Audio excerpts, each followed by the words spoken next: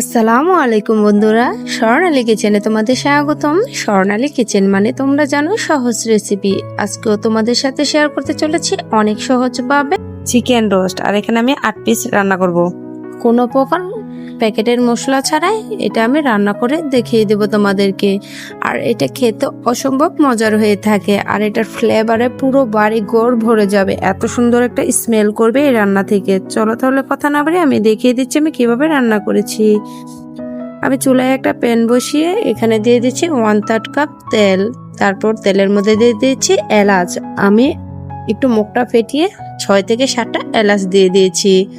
তারপর দিয়ে দেবো 2 টুকরো দারচিনি, আর দিয়ে দিয়েছি 2টা তেজপাতা মাঝখান থেকে একটু ছিঁড়ে।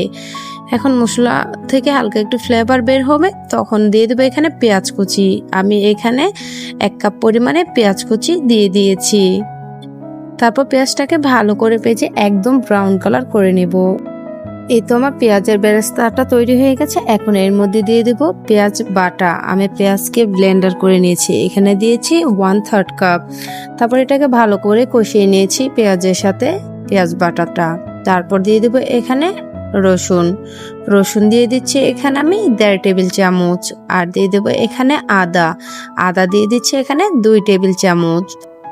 তারপর দিয়ে দেব 1 চামচ এখানে পোস্ত দানা, জয়ফল, জয়ত্রী, কাঠবাদাম একসাথে পেস্ট করে নিয়েছি, আমি এখানে 1 চামচ দিয়ে দিয়েছি।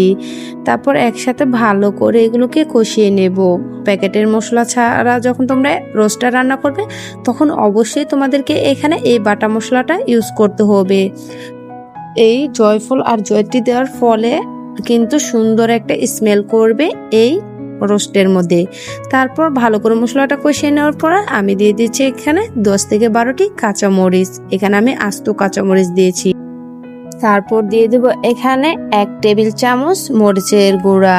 এটা দেওয়ার ফলে বেশি ঝাল হবে না, কিন্তু সুন্দর একটা কালার আসবে রোস্টের মধ্যে। তারপর মশলাগুলোকে ভালো করে কষিয়ে নিয়েছিলাম আমি। তারপর আবার দিয়ে দিচ্ছি এখানে ফেটানো দই। আমি 1 কাপ দই, 30 টাকার কাপ, 1 কাপ দইকে ভালো করে ফেটিয়ে তারপর এখানে দিয়ে দিয়েছি। তারপর দইটা দিয়েও ভালো করে আবার মশলাটাকে কষিয়ে নিচ্ছি। এই পর্যায়ে আমি এখানে দিয়ে দেব লবণটা আপনাদের পরিমাণ মতো দিয়ে দিবেন। আমি 1 চামচ দিয়ে দিয়েছি। এই তো মশলাটা পুরোপুরি কষানো হয়ে গেছে, একদম সুন্দর একটা কালার এসেছে এবং তেলটা ভেসে উঠেছে। এই পর্যায়ে আমি দিয়ে দিচ্ছি এখানে চিকেন। আমি আগে থেকে ভেজে রেখেছিলাম চিকেনগুলো। আমি সামান্য লবণ আর লেবু রস দিয়ে মেখে রেখেছিলাম। তারপর তেলের মধ্যে লাল লাল করে চিকেনগুলোকে ভেজে নিয়েছি। এখন ভাজা চিকেনগুলো দিয়ে দিচ্ছি মশলার মধ্যে। তারপর ভালো করে মশলার সাথে চিকেনগুলোকে কষিয়ে নেব। এই পর্যায়ে চুলার আঁচটা একদম লোতে রাখবে। আমি লোতে রেখে এটাকে আরো 5 মিনিট কষিয়ে নিচ্ছি। আমি একটু পর পর এটা নাড়াচাড়া করে দিচ্ছি, কারণ এখানে মশলাটা একদম কিন্তু কোনো প্রকার পানি নেই, একদম শুকনো শুকনো। তাই এই পর্যায়ে কিন্তু একটু পর পর নাড়াচাড়া করতে হবে, না হলে নিচ থেকে পড়ে যাবে, রোস্টের ফ্লেভারটা নষ্ট হয়ে যাবে। আমি এভাবে 5 থেকে 6 মিনিট অনবরত নাড়াচাড়া করে ভালো করে কষিয়ে নিচ্ছি। কষানো হয়ে গেছে। এই পর্যায়ে আমি এখানে দিয়ে দিচ্ছি পানি।